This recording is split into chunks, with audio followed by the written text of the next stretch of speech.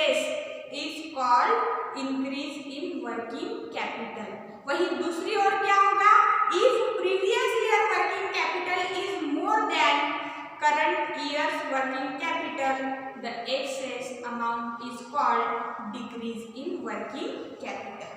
ध्यान में क्या रखना है कि अगर करंट ईयर का वर्किंग कैपिटल प्रीवियस ईयर से ज्यादा है तो इंक्रीज इन वर्किंग कैपिटल, और प्रीवियस ईयर का वर्किंग कैपिटल करंट ईयर से ज्यादा है तो डिक्रीज इन वर्किंग कैपिटल। और ये जो increase and decrease in working capital हमने स्टेटमेंट और schedule of changes in working capital से कैलकुलेट किया है। इसको आप क्रॉस चेक कर सकते हैं। और कहाँ पे, तो ये सही या सेम आपका आना चाहिए statement of sources and application of fund या फंड फ्लो स्टेटमेंट में। देख पा रहे हैं आप, यहाँ पे मैंने लिखा है डिक्रीज ऑफ वर्किंग कैपिटल, ये और भी यहाँ पे सिचुएशन होगी, या तो डिक्रीज होगा या तो इंक्रीज होगा।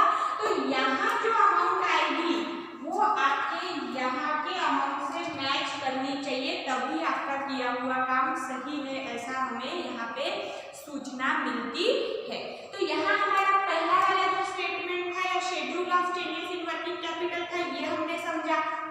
अब इसके बाद की जो मेन आंसर का दूसरा प्रारूप है वो है फंड फ्लो स्टेटमेंट। या तो हम इसे टी फॉर्म में सॉल्व कर सकते हैं या तो इसे स्टेटमेंट फॉर्मेट में भी, मतलब जैसा ये स्टेटमेंट फॉर्म है ना, ऐसे में भी इसको बनाया जा सकता है। बट इसका बहुत बार जो तरीका फॉलो किया जाता है वो ऐसे ही किया जाता है और यही ज्यादा सरल भी है, इसीलिए मैंने यहाँ पर आपके समक्ष फ्लो फॉर्मा के लिए भी वही लिखा है।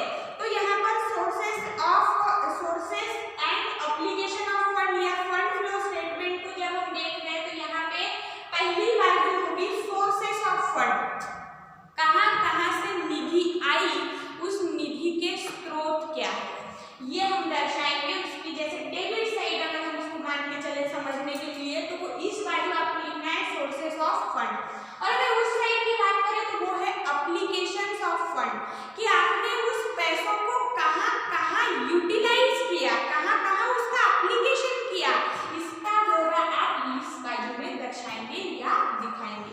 ये सबसे पहले इसका प्रारूप समझने के बाद हम देखते हैं कि यहाँ पहली चीज होती है fund from operation, that is net operating profit which is comes from adjusted profit and loss account. ठीक है, जो मैंने आपको शुरुआती इसमें ही बताया है कि क्यों हम इसका निर्माण कर रहे हैं। फिर ये बताने के बाद, ये देखने के बाद देखते हैं कि यहाँ कौन से माध्यम हो सकते हैं कि जहाँ से हमारे पास निधि आएगी या पैसा आएगा। तो सबसे पहला है इशू ऑफ शेयर। अगर शेयर हम इशू करते हैं तो निधि आएगी या पैसे हमारे पास आएंगे, सोर्स हमारा इंक्रीज होगा, इसलिए issue of share. Issue of debentures, उसके बाद issue of share and debentures के बाद सेल ऑफ इन्वेस्टमेंट। अगर हमारे पास जो इन्वेस्टमेंट है उसको हमने बेच दिया तो इन्वेस्टमेंट निकल गई पर पैसे आ गए, इसीलिए सेल ऑफ इन्वेस्टमेंट सोर्स में जाएगा, निधि हमारे पास आ रही है। देखो इसको और अच्छे तरीके से समझ सकते हैं, क्या आया सोर्सेस ऑफ फंड, क्या गया एप्लीकेशंस ऑफ फंड, और क्या गया से क्या समझना है पैसे।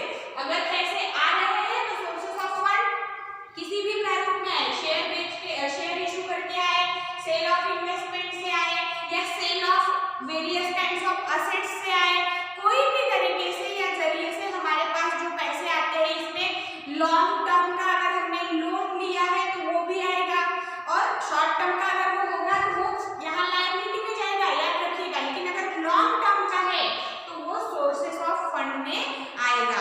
उसके अलावा नॉन ट्रेडिंग रिसीप्ट्स, ये सब चीजें जो है वो सोर्सेस ऑफ फंड में आती है।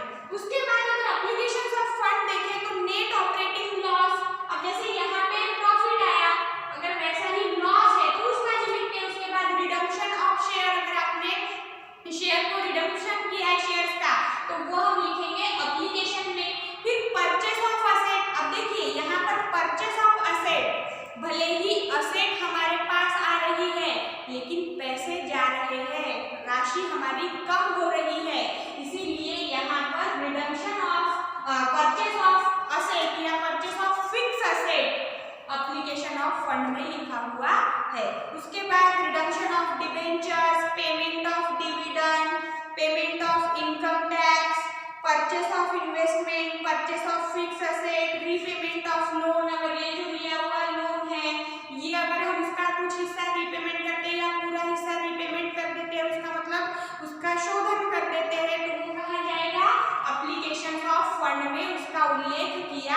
जाएगा। और फिर जब इसको करने के बाद हम बैलेंसिंग की प्रक्रिया करेंगे तो यहाँ पे हमें मिलेगा इंक्रीज इन वर्किंग कैपिटल और डिक्रीज इन वर्किंग कैपिटल। जो बैलेंसिंग फिगर मतलब बैलेंसिंग करने के बाद जो कमी जिस बाजू में आएगी, अगर वो इस साइड आती है तो डिक्रीज इन वर्किंग कैपिटल कहलाएगा, और अगर एप्लीकेशन ऑफ फंड्स के साइड में आती है तो इंक्रीज इन वर्किंग कैपिटल कहलाएगा।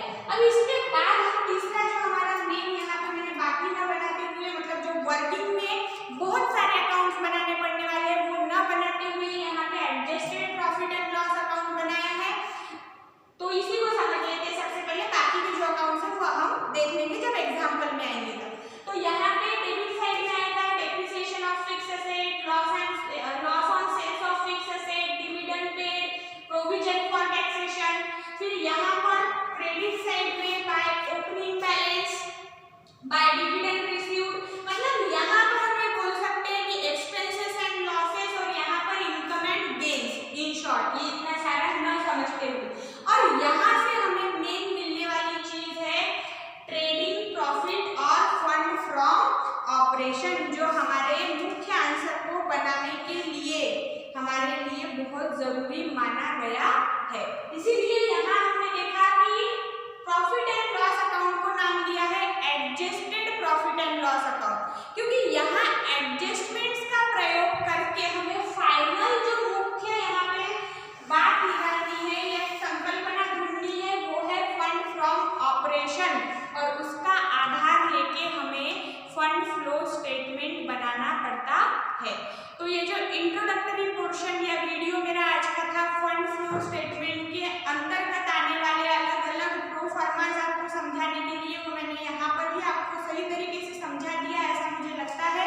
इसके बाद हम सीधा एग्जाम्पल से शुरू करेंगे, और जो लेक्चर्स यहाँ रह गए, जो चीज़ आपको ये प्रो फॉर्मा के रूप में समझ नहीं आई वो हम एक्चुअल वहाँ पे एग्जाम्पल सॉल्व करते हुए समझेंगे। तब तक के लिए शुक्रिया।